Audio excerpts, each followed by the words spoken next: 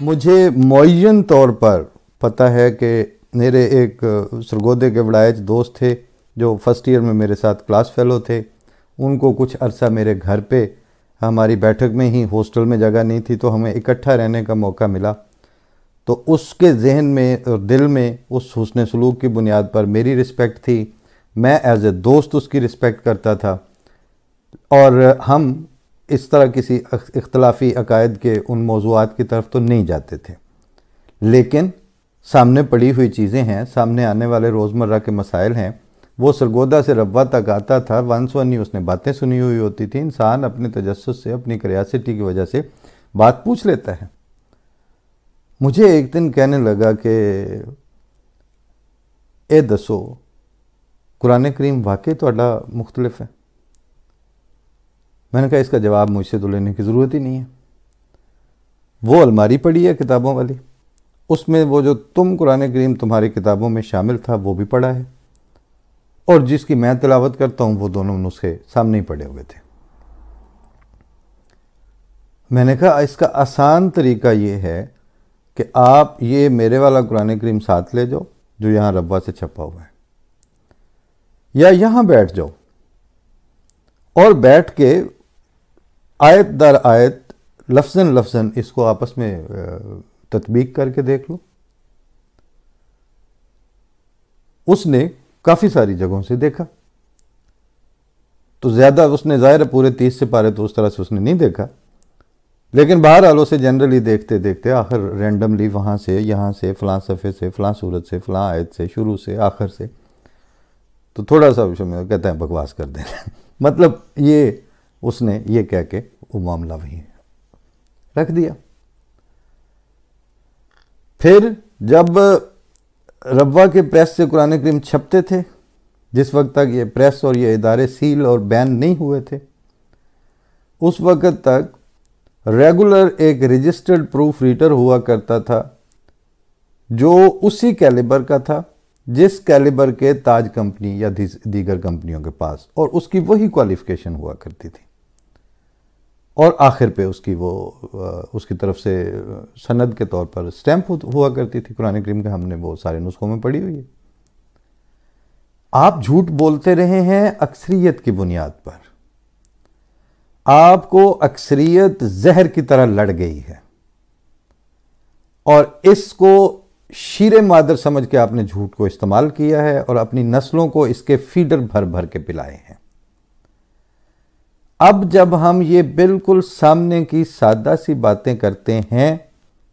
تو وہ آپ کو ناقابل فہم لگتی ہیں. اور اب پاکستان کا ماحول آپ اس درجے تک، اس سطح تک لے گئے ہیں کہ اب نیچے سے اوپر تک، دائیں سے بائیں، مشرق سے مغرب تک، اور پچھلی دہائیوں میں 50 سال تک آپ مسلسل اس جھوٹ کی پروردہ نسلیں پروان چڑھا چکے ہیں. صرف جھوٹ ہوتا تو کھل جاتا. آپ نے کوشش کر کے ان کو ذہنی طور پر بے وقوف بھی بنایا ہے. آپ کے اہل علم نے، آپ کے اہل حکم نے، آپ کے اہل جاہو حشم نے، آپ کے صاحبان اقتدار نے متفقہ طور پر کوشش کر کے ایک ایک دہائی، جیسے 5-5 سالہ منصوبے ہوتے ہیں، آپ نے سالانہ اور ماہانہ بنیادوں پر اپنی نسلوں کو، اپنے ارد گرد کے اپنے عوام الناس کو جھوٹ کے ساتھ بے وقوفی اور حماقت کی معجون مرکب بنا کے کھلائی ہے. اب وہ سینسیبل بات کو سمجھنے کے اہل نہیں رہے ہیں. ان میں سے وہ آپ سے پوچھتے نہیں ہیں. آپ نے کہ سنگ و خشت مقید ہیں اور سگ آزاد کا ماحول وہاں پیدا کیا ہے. اگر کوئی آزاد ذہن کے ساتھ سوال اٹھانے والا ماحول آپ نے باقی چھوڑا ہوتا تو آپ سے وہیں شرفاء اور عوام الناس میں سے شریف النفس جو طبقات ہیں سوسائٹی کے، وہ اٹھ کے پوچھتے کہ آپ نے پہلے سٹیپ پہ ان کو اچھے خاصے راہ چلتے، بالکل اپنی راہ پہ جاتے ہوئے احمدیوں کو 74 میں یہ کہا کہ آپ سے آج سے نان مسلم ہے۔ وہ آپ کی اس بات کو پی گئے، آپ کی اس حماقت کو انگیخت کر گئے، انگیز کر گئے مطلب برداشت کر گئے اس کو۔ اس کے بعد آپ نے اگلے سٹیپ پہ یہ کہا کہ اسلام اور دین محمد مصطفیٰ صلی اللہ علیہ وآلہ وسلم نعوذ باللہ من ذالک کوکا کولا ہوتا ہے،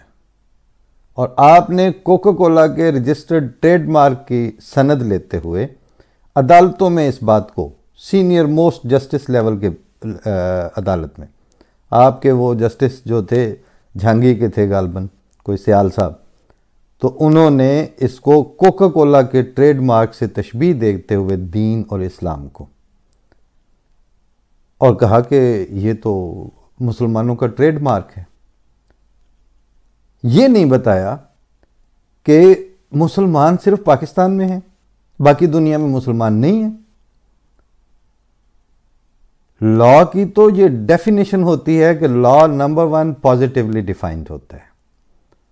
اور نمبر 2 قانون کے اندر ہماگیریت پائی جاتی ہے۔ اگر کسی قانون میں ہماگیریت اور عالمگیریت نہیں پائی جاتی تو وہ قانون کہلانے کا مستحق نہیں ہوتا، اور اگر وہ پازیٹیولی ڈیفائنڈ نہیں ہے تو بھی وہ لا نہیں ہے۔ مگر آپ یہ سارا کچھ کرتے رہے، اس کو بھی احمدی پیتے رہے۔ کس بنیاد پر پیتے رہے؟ پھر آپ نے ان کے ووٹ کا حق سٹیپ بائی سٹیپ کوشش کر کے ان کو ووٹنگ سسٹم سے آؤٹ کیا، چپ رہے اس پہ۔ لیکن نہ تو احمدیوں کو ابھی تک اذان بھولی ہے، نہ احمدیوں کو نماز بھولی ہے، نہ احمدیوں میں تلاوت قرآن کریم ختم ہوئی ہے، نہ تفقہ فی الدین کی کیفیت ان میں سے مائنس ہو سکی ہے، نہ انہوں نے تاریخ اسلام سے ناطہ توڑا ہے، اور نہ ہی یہ تاریخ احمدیت سے بے خبر ہیں۔ پچھلے دنوں برسبیل تذکرہ بات آ گئی، تو چونکہ موجودہ امام جماعت احمدیہ حضرت مرزا مسرور احمد صاحب پچھلے کافی عرصے سے مستقل صحابہ کے حوالے سے حضرت صلی اللہ علیہ وسلم کے اولین دور کی جو سیرت اور سوانح ہیں اس کے حوالے سے ایک لمبا سلسلہ خطبات کا دے رہے ہیں۔ تو یو اے ای میں ایک غیر جماعت دوست سے بات ہو رہی تھی جو کہ احمدی نہیں ہیں، تو انہوں نے اسی طرح خطبوں کے حوالے سے بات ہوئی تو انہوں نے کوئی بات پوچھی، تو کہتے ہیں کہ میں فلاں چیز کے بارے میں مجھے جواب نہیں آتا تھا، تو میں نے کہا وہ جو گھات لگا کے مدینے میں قتل ہوا تھا اس کے بارے میں تو پچھلے خطبے میں ہی تھا، اس سے خطبات کے اوپر سلسلہ کلام آگے بڑھا، تو چونکہ ایک وسیع ظرف قسم کے صاحب تھے، تو میں نے کہا بات یہ ہے کہ جناب یہ اس زمانے کی ضرورت تھی، اس کی وجہ یہ ہے کہ اب آپ وہاں تک بات لے آئے ہیں کہ جتنے دھڑے ہیں اتنے ہی اسلام ہیں، جتنے دھڑے بن چکے ہیں مسلمانوں کے اتنی ہی تواریخ ہیں، اور ان میں سے سارے دھڑوں کے عقائد اور ساری تاریخوں کے اندر بیان شدہ حقائق آپس میں ایک دوسرے کو تنسیخ اور جھٹلا رہے ہیں۔ تو اب آگے آنے والے زمانوں کو کوئی مستند تاریخی ماخذ بھی تو درکار ہوگا، اس تاریخی ماخذ کے لیے امام جماعت احمدیہ موجودہ جو ہیں وہ بہت محنت اور دقت نظر سے وہ چیزیں لے کے، اور وہ تاریخ اب ڈاکومنٹ ہو رہی ہے، کیونکہ امام جماعت احمدیہ کے تمام خطبات تاریخ کا حصہ بنتے ہیں، ان کی اسی ترتیب سے تدوین ہو رہی ہوتی ہے ساتھ ساتھ۔ تو کل کے ریسرچرز جو ہیں وہ جس طرح اسماء الرجال ایک پروسیس ہوا کرتا تھا جس سے وہ سند لیا کرتے تھے، پھر اسی طرح جو روایات کے جمع کرنے والے تھے ان کے اپنے ذاتی کردار کو دیکھا جاتا تھا، تو خلافت احمدیہ جو 5 افراد اب تک ہیں، 5 خلفاء، ان کے لیے تو کسی کو اس وقت بھی آئندہ زمانوں میں بھی مسئلہ نہیں ہوگا، اور آج بھی کسی کو مسئلہ نہیں ہے۔